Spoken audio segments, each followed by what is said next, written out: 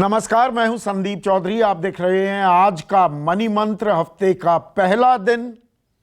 और वो खबरें हम लेकर आपके सामने फिर हाजिर हैं, जो खबरें सीधे आपसे जुड़ी होती हैं।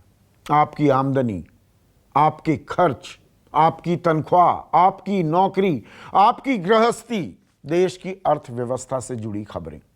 कोई राजनीति नहीं, कोई हिंदू मुसलमान नहीं, कोई भारत पाकिस्तान नहीं। खबरें वो आसान, सीधी, सरल भाषा में जिनका सरोकार आपसे है। News that you can use. और आज मेरे साथ देश के foremost business journalist Siddharth Zarabi हैं। और सिद्धार्थ, गुड मॉर्निंग। और मैं कोई यहां पर खबरों की पहले भूमिका नहीं बांधूंगा। आज मैं सीधे आलू और टमाटर की बात करता हूं। और बहुत से दर्शक कहेंगे, अरे भाई प्याज को क्यों मिस कर दिया। वो दरअसल आलू नया प्याज बन गया है। और ये मेरी बात नहीं है, ये हेडलाइन है इंडियन एक्सप्रेस की। Reduced crop lockdown dip in demand make aloo the new pyaaz, tomato prices also go up. यानी कि आलू नया प्याज बन गया है और टमाटर के दाम भी बढ़ गए हैं।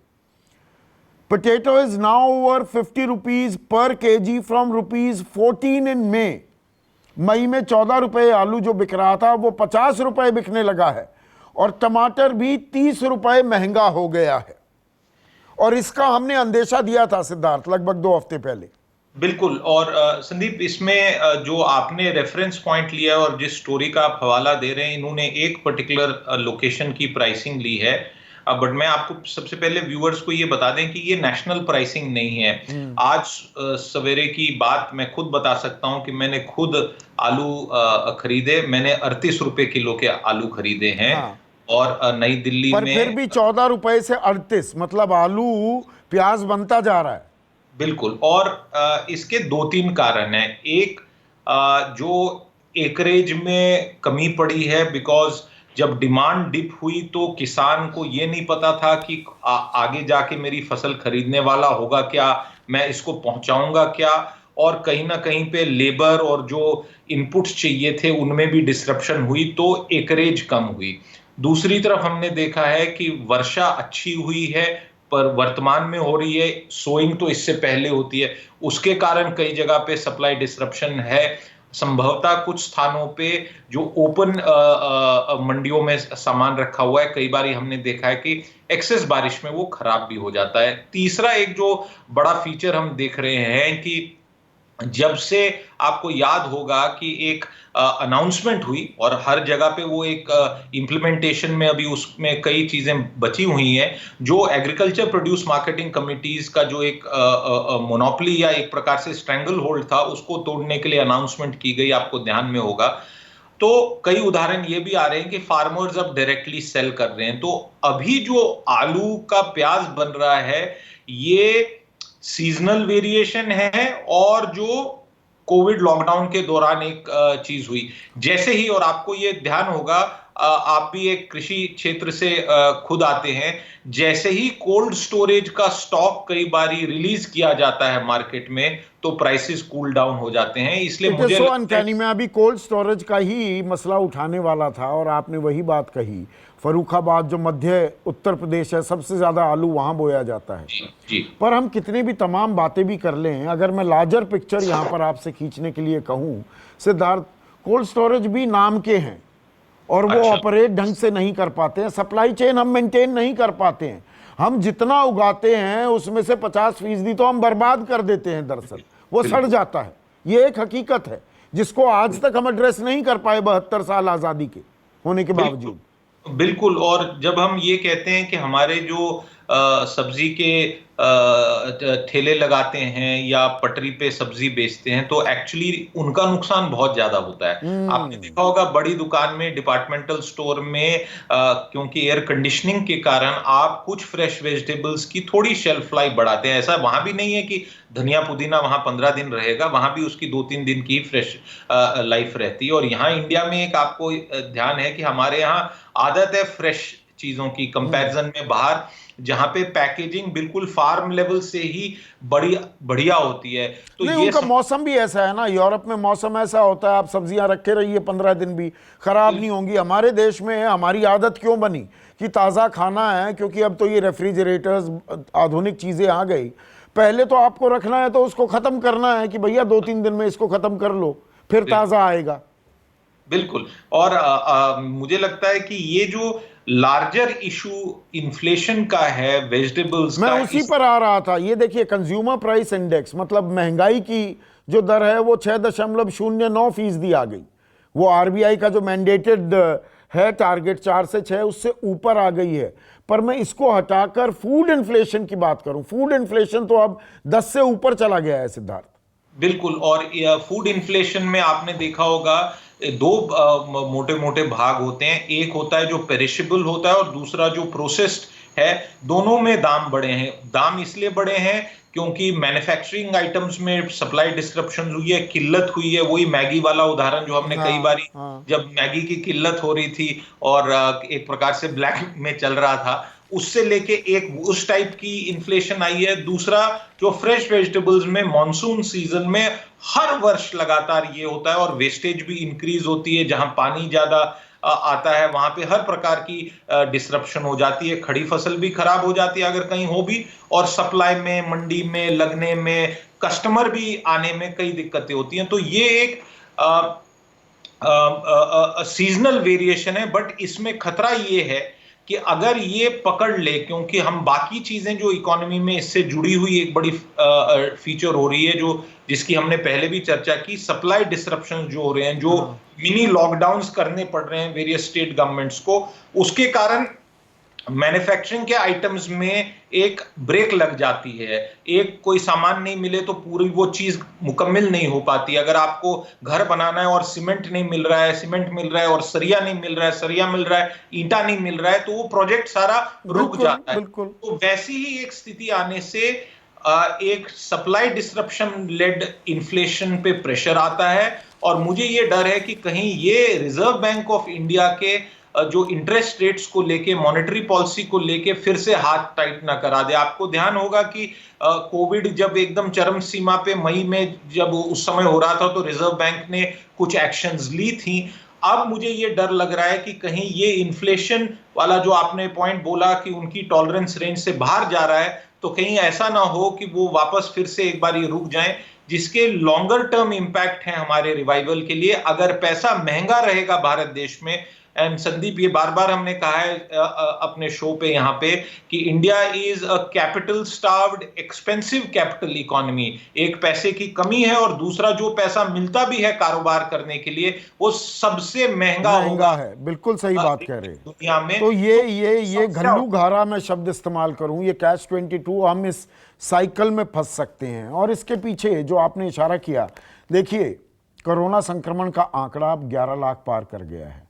कल 40,000 नए केस सामने आए। पर इसमें भी ये देखिए, सरकार की नाकामी है सीधे, और कुछ लोग इतने स्वार्थी, इतने सेल्फिश, पैसे के इतने भूखे हैं कि वो ना गिद्ध की तरह है। They are vultures.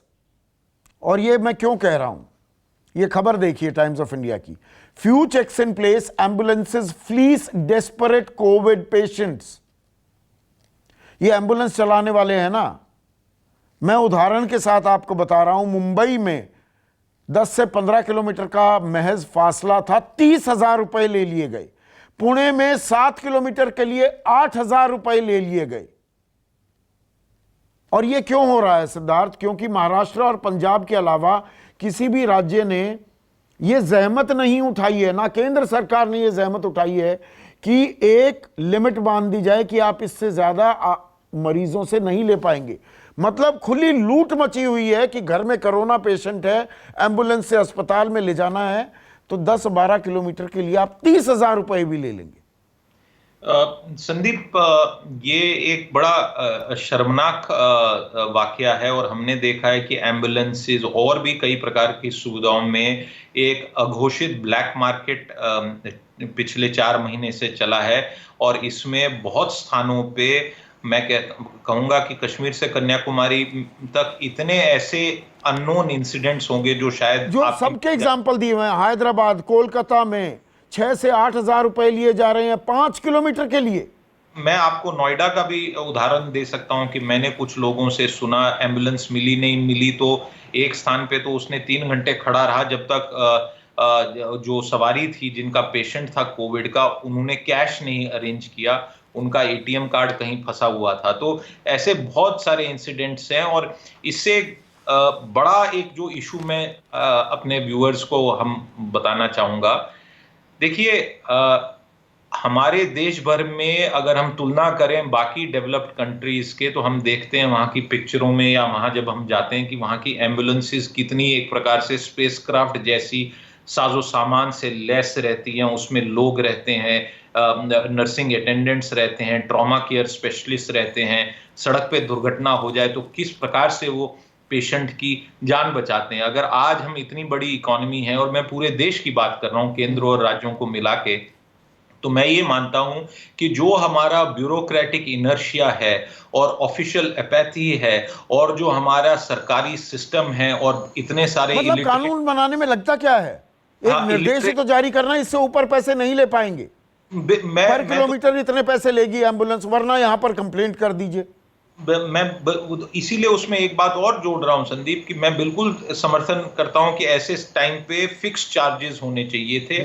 But larger issue Sandeep ये है कि हमें ये अपने आप से पूछना चाहिए हर नागरिक को कि क्या जो देश बड़े बड़े रॉकेट भेज सकता है स्पेस में, क्यों नहीं हर स्टेट में एक प्रॉपर एम्बुलेंस सर्विस चल पा रही है। और आपने देखा होगा कि नई नई एम्बुलेंसेज लॉन्च हो जाती हैं, जाके 6 महीने बाद उनका चेक करिए हाल क्या होता है, वो खड़ी रह जाती हैं। उत्तर प्रदेश की वो तस्वीरें याद आती हैं, हेल्पलाइन नंबर के साथ वो खड़ी हुई हैं, वो डब्बा हो जाती हैं, टायरों में हवा निकली हुई है, अंदर वो कभी चली ही नहीं सड़कों पर, कागजों में उनकी आपूर्ति हो गई है जी, इतनी एम्बुलेंस हमने खरीद ली। और आपको मैं बताऊं कि मेरी जानकारी में एक बहुत सक्सेसफुल प्रोजेक्ट था एम्बुलेंसेज का, और विडंबना ये है कि वो सत्यम कंप्यूटर सर्विसेज के मालिक थे जिन्होंने बहुत बड़ा घोटाला किया था सत्यम कंप्यूटर का। उनके द्वारा चलाई गई उस समय पे अनडिवाइडेड आंध्र प्रदेश में एक बहुत बढ़िया सर्विस होती थी, लगभग 1000 एक एम्बुलेंसेज थी, बहुत बढ़िया सर्विस थी, बिल्कुल कॉर्पोरेट स्टाइल से चलती थी, और उसके जो फेयर्स थे वो बंधे हुए फेयर्स थे, क्योंकि आपने फेयर्स का संदर्भ दिया। बट अनफॉर्चुनेटली उनका घोटाला बाहर आया, उसके बाद उस एम्बुलेंस सर्विस को सरकार ने या किसी संस्था ने टेक ओवर किया, और कुछ समय बाद मैंने शायद, अगर मेमोरी सर्व्स मी राइट, उस सर्विस की भी थोड़ी बदहाली हो गई थी। तो ये एक विडंबना है कि हमारा सिस्टम बेसिक हेल्थ केयर नहीं डिलीवर कर पाता है। और देखिए ये संकट काल है ना, संक्रमण काल, यहां पर ह्यूमैनिटी, इंसानियत, मानवता कहीं वो हाशिए पर कर दी जाती है। ये एम्बुलेंसेस की बात नहीं है, खबर पूरी तरह से ये दी नहीं गई है, लेकिन ये आप भी जानते हैं, मैं भी जानता हूं, आप बेहतर समझाएंगे। Many April to June complaints over air ticket refunds, मतलब एम्बुलेंसेस की बात नहीं है, ये गड़बड़ झाला निजी एयरलाइन कंपनियों में भी चल रहा था। बीच में फ्लाइट उड़ेंगी, उड़ान उड़ेंगी, नहीं उड़ेंगी, इसमें सिविल एविएशन मंत्रालय की तरफ से भी बड़ी कंफ्यूजन थी, और लोग टिकट बुक कर रहे थे, एयरलाइंस टिकट बुक अलाउ कर रही थी, और ऐसी प्लेन्स, ऐसी फ्लाइट्स थी, बाद में कहा जी नहीं, ये तो फ्लाइट कैंसिल हो गई, क्योंकि मुकम्मल पैसेंजर्स ने बुकिंग नहीं की थी। बाद में इस बात का खुलासा हुआ, और अभी भी लोगों ने जिन्होंने टिकट्स बुक की थी उनके पैसे नहीं आ पा रहे हैं। ये एक और घोटाला है, गलत तो नहीं मैं कह रहा? नहीं, बिल्कुल आपने सही कहा। ये भी एक सिस्टमिक, जो मैं कहता हूं कि हमारे पॉलिसी मेकिंग और bureaucratic inertia and political apathy का एक बहुत बड़ा उदाहरण है। मैं स्वयं इसका भुक्तभोगी हूं। 2 टिकट्स, और एक टिकट एयर इंडिया की थी ऑस्ट्रेलिया से इंडिया आने वाली, और उसमें तो उन्होंने लगभग सारा ही पैसा खा लिया, और एक और इंडिगो एयरलाइन का पैसा जो उन्होंने हालांकि वो सारा पैसा एक शेल में डाल दिया है, क्रेडिट शेल में डाला है, और उसको शायद 2021 तक हम तो इस्तेमाल कर यही तो, सकते। ये भी अपने आप में मेरे साथ तो आप नाइंसाफी कर रहे हैं ना। मुझे बताया गया कि मैं मुंबई जा सकता हूं, वो फ्लाइट कैंसिल हो गई और शेल में डाल दिया। जी आपका पैसा महफूज है, हमारे पास रहेगा 2021 तक। क्यों भाई, मेरा पैसा आपके पास क्यों रहेगा? मैंने कौन सा गुनाह कर दिया? आपने टिकट दिया, आपने कहा ये फ्लाइट जाएगी, वो फ्लाइट कैंसिल होगी, मेरा पैसा वापस दो, फौरन दो। ये डीजीसीए ने और सिविल एविएशन मंत्रालय ने इसमें क्योंकि ये केंद्र का विषय है, इसमें राज्यों का कोई रोल नहीं है, इसमें एक मोर ट्रांसपेरेंट और अर्जेंट एक्शन लेनी थी। मैं खुद नहीं समझ पा रहा हूं कि इसको क्लैरिटी से और क्लियर दिशा निर्देश से क्यों नहीं सॉल्व किया गया। ये वही समय था जिस समय हमारी सिविल एविएशन कंपनीज बाहर के देशों में, जैसे वहां के देशों ने अपनी एविएशन कंपनीज को सपोर्ट किया कोरोना से टैकल करने के लिए, मांग रहे थे, ऐसी कोई पैकेज हमारे सिविल एविएशन सेक्टर के लिए नहीं आई है। जब मैंने बात की एविएशन सेक्टर में कुछ लोगों से, तो उन्होंने ये कहा कि देखिए, जो ये पैसा था ये हमारा निकल गया, ये हमने इस्तेमाल कर लिया सैलरीज में, एयरपोर्ट चार्जेस में, कई सारी चीजों में। हमारे पास कंपनीज में ये पैसा ही नहीं है। हमारा वर्किंग कैपिटल साइकिल बड़ा टाइट एक साइकिल होता है एविएशन कंपनीज का, इसलिए हम क्रेडिट शेल दे सकते हैं, हम कैश अभी नहीं देंगे। अगर आप लोग इंसिस्ट करते हैं कैश पे, तो हम तो ऐसी उड़ानों की बुकिंग मत लो ना जो उड़ान उड़ने ही नहीं वाली है। इसका खुलासा हो चुका है अलग अलग रिपोर्ट्स में। बिल्कुल वो घोस्ट फ्लाइट्स थी, आपने बस ले लिया कि बुकिंग करवा रहा है, पैसा आने दो। अरे भाई मुझे बता दो कि ये फ्लाइट नहीं जाएगी तो मैं बुक नहीं कराऊंगा ना। और बुकिंग आपने ली है तो आपकी जिम्मेदारी है मुझे वहां तक पहुंचाओ, नहीं पहुंचा रहे तो मेरा पैसा वापस दो। बिल्कुल बिल्कुल। और इसमें ये एक बड़ी कमी रह गई है, और मैं मानता हूं कि इससे हमारे पॉलिसी मेकिंग पे भी बड़ा सवाल आता है, और शायद कहीं ना कहीं पे हमारे सिविल एविएशन सेक्टर में, संदीप, कितना बुरा हाल है, ये भी उसका भी एक इसमें कहां कहां कटता है। वैसे भी रिफंड के नाम पर अब वो 100% होगा नहीं होगा। वो टिकट तो दरअसल अगर 4,000 दे रहा हूं, टिकट होती है 1,500-1,600 की, फिर उसमें टैक्सेस होते हैं। आम आदमी नहीं समझ पाता। It is like banging your head against a wall. And Sandeep, it is time that air India की जो डिसइन्वेस्टमेंट थी, एक इससे जुड़ी हुई बात लाना चाहूंगा कि आपको ध्यान होगा कि सरकार ने ये बिल्कुल निर्णय ले लिया था पिछले वर्ष ही कि एयर इंडिया जैसे तैसे बेचनी है। एक पहला सफल प्रयास नहीं हो पाया, दूसरा प्रयास किया, फिर कोरोना हुआ, और अब आपने कल परसों में हाल फिलहाल में खबर देखी होगी कि सरकार ये कह रही है कि अब एयर इंडिया को पैसे देने के लिए कोई पैसा नहीं है। पैसा नहीं दे रहे, 600 एम्प्लॉइज को फरलो पे भेज दिया है, बेसिकली लीव विदाउट पे। संकट अभी बढ़ने वाला है, क्योंकि एयर इंडिया के लिए और भी जो एक दो बड़ी कंपनी, सरकारी कंपनी थी, जिनका विनिवेश या प्राइवेटाइजेशन करने का प्रयास किया जा रहा था, अब उस पर बहुत बड़ा सवालिया निशान है, और ये दिक्कतें आने वाले दिनों में आगे बढ़ती जाएंगी एयर इंडिया के लिए भी और हमारे एविएशन सेक्टर। अब एक और आम आदमी से जुड़ी खबर, जो देखिए आम आदमी के बारे में बात बहुत कम होती है, इसलिए हम इस कार्यक्रम के जरिए उनसे जुड़ी खबरें सरल, सीधी, आसान भाषा में समझाते हैं। बिजनेस स्टैंडर्ड की फ्रंट पेज की हेडलाइन है, PMO wants lifeline for stressed mutual funds. अब देखिए दर्शकों, ये हर आदमी से, आपसे, मुझसे, हम सबसे जुड़ी खबर है। म्यूचुअल फंड में हम पैसा लगाते हैं, बहुत सारी एडवर्टाइजमेंट्स भी होती हैं कि भैया इसमें लगाइए, आपको फायदा है, आपको सेविंग्स करनी चाहिए। पर ये संक्रमण काल, संकट काल में हुआ क्या है कि म्यूचुअल फंड्स गोता खाने लगे हैं। जो आपको रिटर्न मिलता है वो बिल्कुल डगमगा गया है, क्योंकि म्यूचुअल फंड्स ने भी तो मार्केट में पैसा लगा रखा है। आप कहेंगे अभी तो 11,000 पर आ गया निफ्टी, पर बीच में जो गोता खाया, जो 7800 तक चला गया, वो वैल्यू तो अभी भी आपकी बैलेंस शीट में दिख रही है कि आपका जितना पैसा लगा था, जो रिटर्न्स मिल रहे थे, वो लगातार घटते जा रहे हैं।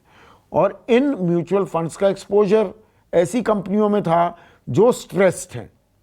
तो ये किस तरह से पैन आउट करेगा, थोड़ा ये आसान भाषा में समझाइए सिद्धार्थ। ये आम आदमी से जुड़ी बहुत बड़ी खबर है। देखिए, इसमें सबसे पहले हमें जिनको जानकारी ना हो, तो क्लोज्ड एंडेड डेट स्कीम्स जो होती हैं, ये बेसिकली इनका फिक्स टेन्योर होता है, यानी आप इसमें एग्जिट एक प्री डिटर्मिन्ड टाइम से पहले नहीं कर सकते हैं, जो जिसे मैच्योरिटी डेट कहा जाता है। और क्लोज अगर एंडेड आप, डेट स्कीम को थोड़ा और आसान कीजिए।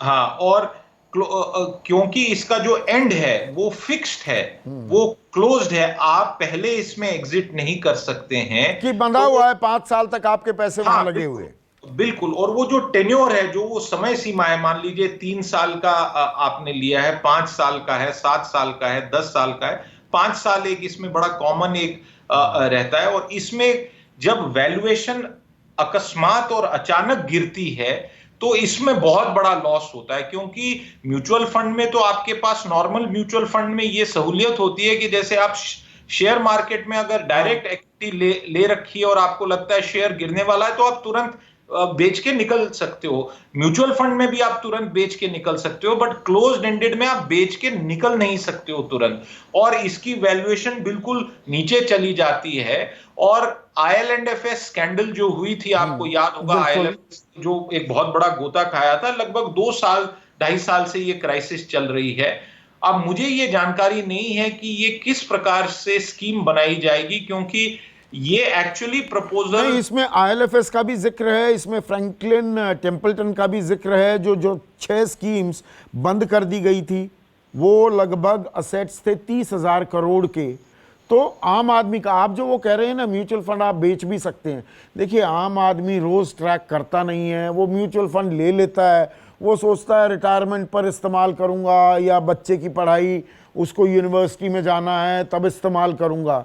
आदमी इसे लॉन्ग टर्म इन्वेस्टमेंट मानकर चलता है, और वैल्यूएशन घट रही है, तो सरकार को स्टेप इन करना चाहिए। ये वेलकम कदम है, ये पहले करना चाहिए था। बिल्कुल। और ये 3 महीने पहले से इसी प्रकार की डिमांड्स उठाई जा रही थी जब फ्रैंकलिन टेम्पल्टन की घटना हुई थी। और संदीप, वो स्टोरी सबसे पहले मैंने ब्रेक की थी, और उसके बाद मुझसे संपर्क भी किया किसी ने सरकार से कि ये विषय समझाइए क्या है।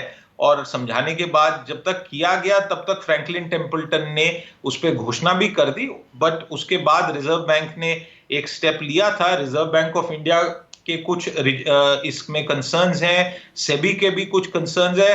हुआ क्या है हमारे फाइनेंशियल सेक्टर के साथ, संदीप, अगर मैं इसको पिछले 2-3 वर्षों की कहानी में जोड़ूं, तो एक तरफ बैंक में डेट की बात है, जिसको लेके अभी उर्जित पटेल ने अपनी नई एक पुस्तक भी हाँ, रिलीज, किताब लिखी है। बट जो हमारा म्यूचुअल फंड और उससे जुड़ा हुआ जो सारा सेक्टर है, अगेन नई नई प्रकार की प्रॉब्लम्स ने ये एक्सपोज किया है कि हमारा रेगुलेटरी आर्किटेक्चर अभी तक कितना इनफ्लेक्सिबल है। ये थोड़े टेक्निकल शब्द हैं, इसको अगर सिंपली मैं ये कहूं कि जो प्रोडक्ट बनाए जाते हैं और जिस जिस प्रकार की सोफिस्टिकेशन की product IIT, IIM, PhDs, mathematicians बनाते हैं और बड़े बड़े फाइनेंशियल ब्रेन्स बनाते हैं, उनको बेचा जाता है बिल्कुल साधारण लोगों को, जो मुश्किल से अपना जमा खाता लिख पाते हैं। तो क्राइसिस के टाइम पे जब उनका वैल्यू घटता है, तो वो कहते हैं, वो हाय तौबा मच जाती है कि हुआ क्या, क्योंकि माइंड में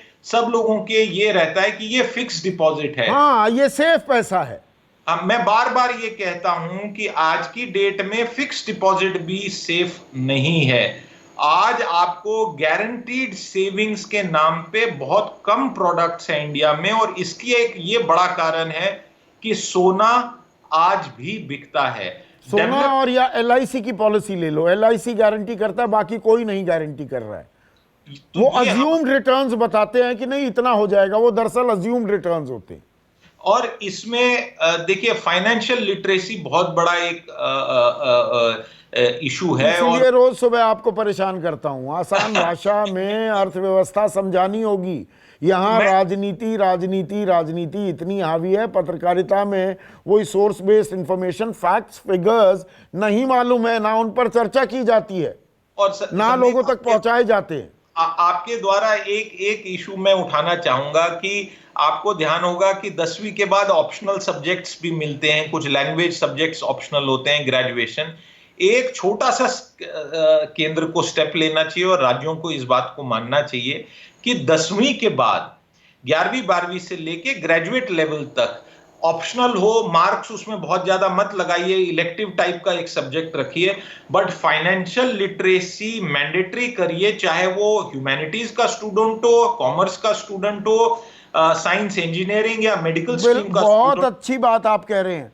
अरे भाई, आप नौकरी करेंगे, कहीं भी करेंगे, आपको अपना पैसा मैनेज करना आना चाहिए। सरकार की पॉलिसीज का आपकी आमदनी, आपकी नौकरी, आपके खर्च पर क्या असर पड़ रहा है, ये तो पता होना चाहिए ना। और ये लोगों कोई को तो बड़ी आपको आजकल अब सरल फॉर्म आ रहे हैं इनकम टैक्स रिटर्न फाइल करने के लिए। कितने लोग खुद फाइल कर पाते हैं? अभी भी सीए के पास जाना पड़ेगा या अकाउंटेंट के पास जाना पड़ेगा, जबकि बड़ी आसान सी बात है। आपको पता है कहां कहां आपको छूट मिलेगी, कहां एग्जेम्पशंस मिलेंगी। संदीप, प्रोविडेंट फंड के विड्रॉल या ट्रांसफर के टाइम पे क्या क्या पापड़ बेलने पड़ते हैं हाँ, लोगों को क्योंकि वो ध्यान में। फाइनेंशियली लिटरेट नहीं है, अर्थव्यवस्था के बारे में जानकारी नहीं होती। अब ये आपने एक बड़ा अच्छा मुद्दा उठा दिया।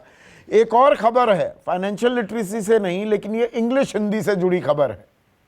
Share of kids in English medium steadily up, dips in poor states. मतलब अगर आप देखेंगे, ये एनएसओ का आंकड़ा है, over 50% of pre primary school children, nursery KG, who spoke one of the 13 regional languages at home, और ये तमिलनाडु हो, तमिल हो, मलयालम हो, कन्नड़ हो, पंजाबी हो, ये सब अंग्रेजी मीडियम स्कूलों में एनरोल कर रहे हैं। और हिंदी मीडियम में बल्कि आंकड़ा कम हो गया है। देखिए संदीप, इसमें से दो बातें। पहला, एक जो ट्रेंड है अंग्रेजी मीडियम में जाने की, तो ये तो लगातार देख रहे हैं हम। अंग्रेजी मीडियम स्कूल के इश्तिहार जहां कहीं नहीं हो, जब आप गांव देहात एरिया में जाते हैं तो वहां वो पेंट से दीवारों पे पुता हुआ इश्तिहार होता है अंग्रेजी मीडियम स्कूल, और उसके बड़े फैंसी फैंसी नाम है। मतलब मैंने ऐसे क्षेत्र देखे हैं जहां पे शायद आपको चाय के लिए ढंग का ढाबा नहीं मिलेगा, बट 10 किलोमीटर के क्षेत्र में 2 बारी आपको जरूर एक वो एड दिखेगा अंग्रेजी मीडियम का। तो एक ये लोगों को, और इसमें देखिए संदीप, एक फैक्टर हमारे डेमोग्राफर्स और हमारे स्टैटिस्टिशियंस शायद फुली कैप्चर नहीं कर पा रहे हैं, बट मेरा इसमें बहुत एक विश्वास है। सस्ता फोन और इंटरनेट की एक्सेस फोन के द्वारा से हमारे देश में बिल्कुल निचले स्तर पे, और ये मैं निचला इकोनॉमिक दृष्टि से कह रहा हूं और कोई बात नहीं कह रहा हूं, फ्रॉम अ इकोनॉमिक पर्सपेक्टिव, जो बिल्कुल दबा हुआ पिछड़ा हुआ जो तबका है, उसमें सस्ते फोन और सस्ते डेटा के कारण बहुत बड़ी एक अवेयरनेस आ रही है। शायद फॉर्मल डिग्री एजुकेशन नहीं आ पा रही है, बट जिसे मैं व्यवहारिक एक्सपोजर, स्किल बेस्ड एक्सपोजर कह रहा हूं, उसकी जानकारी बहुत बढ़ रही है। वो शायद बहुत लंबे लंबे पैराग्राफ नहीं लिख पाता, बट वो सर्च के कुछ शब्द नहीं, लिख इसको पा भी रहा है। सिस्टमाइज करने की जरूरत है, व्यवस्थित करने की जरूरत है। व्यवस्थित क्योंकि करने बहुत की सारे, देखिए, वो लंपट शब्द होता है ना, लुम्पन, वो सोशल मीडिया या फोन पर वो ऐसी हरकतों में भी लगे रहते हैं या ऐसी चीजों में ज्यादा दिलचस्पी हो जाती है जिसका पढ़ाई लिखाई से कोई लेना देना नहीं। सरकार को थोड़ा सा एक सिस्टम, एक व्यवस्था भी बनानी होगी इसके लिए। You are absolutely right Sandeep, but मैं आपको 2-3 आंकड़े देना चाहूंगा। और सबसे पहला एक आंकड़ा, जो जिस खबर का आपने हवाला दिया कि 2018 में वो डिप हुआ, वो एक्चुअली अगर उसको थोड़ा महीनता से देखें तो वो 18.3 से शायद 18.2 आया है, 0.1% की कमी है। हाँ, तो वो बहुत बड़ा, मैं मानता हूं कि वो कई बारी कैप्चरिंग एरर भी हो सकता है। हाँ। तो ये नहीं मानना चाहिए कि 2018 में वो घटा है। हो सकता है डेटा कैलकुलेशन और गैदरिंग में हुआ है, ये लगातार ऊपर बढ़ता जाएगा। और उसका एक और जस्ट 30 सेकंड में आपको 2-3 डेटा पॉइंट्स देता हूं। India is the second largest market है इंटरनेट सर्विसेज के लिए दुनिया भर में। लगभग 60 करोड़ फोन रोज एक्टिव हैं, जिसमें से 40 करोड़ फोन्स पे कुछ ना कुछ समय के लिए रोज किसी ना किसी प्रकार की डेटा कंजम्पशन मिनिमम हो रही है, एक मिनिमम स्टैंडर्ड की। यूट्यूब, गूगल, फेसबुक और ऐसी कई कई, और चाइनीज एप्स की तो मैं अब गिनती ही नहीं कर रहा हूं, टिकटॉक जैसी, इसकी एक बहुत बड़ी मार्केट है। ये सेकंड लार्जेस्ट मार्केट है।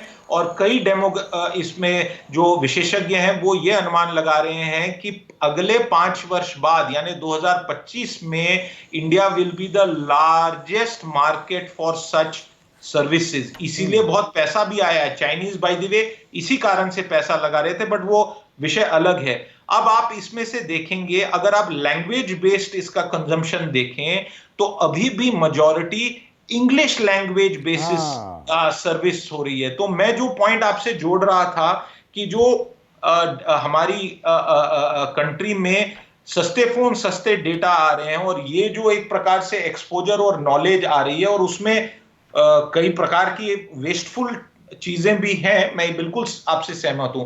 बट अगर आप ओवरऑल 360 डिग्री एग्जामिनेशन करें, एवेल्युएशन करें, तो जिसके हाथ में कुछ नहीं था, बिल्कुल सही बात कह रहे हैं, उसके हाथ में कुछ जानकारी और कुछ अवेयरनेस आ रही है। सो अंग्रेजी को लेके चाहत और डिमांड अपनी मातृभाषा के अलावा आगे बढ़ेगी ही, कम नहीं होगी। बिल्कुल। आखिरी खबर, और ये एक पॉजिटिव खबर है। Good news for auto e com staff, car makers hand out pay hikes and promotions, some startup start restoring salaries and bonuses. मतलब ऑटो इंडस्ट्री में और जो ये ई कॉमर्स वाली कंपनियां हैं, अब ये पैसे बढ़ाने लगे हैं, तनख्वाहें बढ़ने लगी हैं। होंडा, टोयोटा, रेनो की बात है, 4 से 14% तनख्वाह बढ़ाई गई है। कुछ कुछ बेनिफिट्स भी, बोनसेस देने की बात है। जोमैटो, ग्रोफर्स, ये जो इन्होंने तनख्वाहें काटी थी उनको वापस पुराने लेवल पर लेकर आ गए हैं। तो इस तरह की खबरें आ रही हैं, लेकिन साथ ही साथ ओयो, क्योरफिट, बाउंस, वो अभी भी अपने स्टाफ काटते जा रहे हैं, नौकरियों की छटनी होती जा रही है। तो इसे हम ग्रीन शूट माने, इसे हम किस तरह से देखें? देखिए, जल्दबाजी होगी या कमेंट करना? अभी बहुत लंबी लड़ाई है। लड़ाई बहुत लंबी है और लड़ाई कठिन भी है, आसान बिल्कुल नहीं है। सरकार ने जो स्टेप्स लिए हैं, मैं ये मानता हूं कि अगले 2 महीने में एक नया और फिर से स्टेप्स लेने की जरूरत पड़ेगी। बट इसमें से इंडिकेशन क्या निकल के आ रही है? इंडिकेशन बेसिकली ये है वेरी क्लियरली कि जो सर्विसेज सेक्टर है, जहां पे भी लोग कहीं जमा हो रहे हैं, restaurant, cinema, gym, hotel, tourism related, इसमें आज भी कोरोना के डर के कारण लोग जा नहीं रहे हैं, डिमांड नहीं हो रही है, मॉल्स में बहुत ज्यादा संख्या नहीं हो रही है। इन सब बिजनेसेस का बहुत भयानक रूप से पूरा मॉडल चेंज होने वाला है। मैन्युफैक्चरिंग कंपनीज आहिस्ता आहिस्ता अपने पांव पे खड़ी आ रही हैं। आपने एक आंकड़ा और देखा होगा कि जो एफएमसीजी है, जो हम साबुन, शैम्पू, बिस्कुट, तेल, इस प्रकार का, जिसको फास्ट मूविंग कंज्यूमर गुड्स कहा जाता है, बहुत बड़ा उसमें गुड्स का बास्केट है, वो जून का आंकड़ा हम देखें तो वो प्री कोरोना लेवल के सेल्स पर वापस आ गया। दैट मींस उस सेक्टर में प्री कोरोना इकोनॉमी वापस रेस्टोर हो गई है। कोयला, बिजली और बाकी चीजों का जो डिमांड था वो भी वापस बढ़ रहा है। केवल एक सर्विस थी जिसको में कोरोना आने के बाद डिमांड बहुत ज्यादा शूट अप हुई थी, वो थी टेलीफोन और डेटा, और घरों में बिजली की कंजम्पशन वो बढ़ गई थी। तो ये हमें ये मानना चाहिए कि अभी हमारी इकोनॉमी में थोड़ी इम्बैलेंस कंटिन्यू होती रहेगी। जो क्षेत्र कोरोना से डायरेक्टली इंपैक्टेड है, including airlines for also as an example, उनमें समस्या अभी काफी देर तक रहने वाली है और बाकी सेक्टर्स में रिटर्न हो रही है। इसलिए स्टार्टअप्स में, संदीप, कई स्टार्टअप्स ने क्या किया था कि अपना कैपिटल कंजर्व किया था। डर का माहौल था तो उन्होंने कहा यार अभी नहीं, 3 महीने रुक के कुछ फैसले लेंगे। तो वो जो माहौल थोड़ा डर का कम हो रहा है, इसलिए उन्होंने अपने हाथ खोल दिए हैं। यही बड़ी कंपनीज में भी यही उदाहरण है। बट हमें इससे ये गलती नहीं करनी चाहिए कि इसको हमने रिप्रेजेंटेटिव मानना चाहिए, बिल्कुल, कि ये सब एवरीथिंग बैक टू नॉर्मल, ऐसा नहीं है।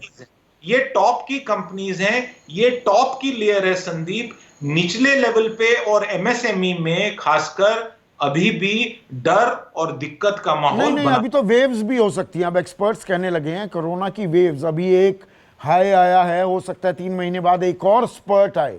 तो इसीलिए इनको अभी ये मान लें कि भाई सब चंगा सी, everything is back to normal, ऐसा कतई नहीं है।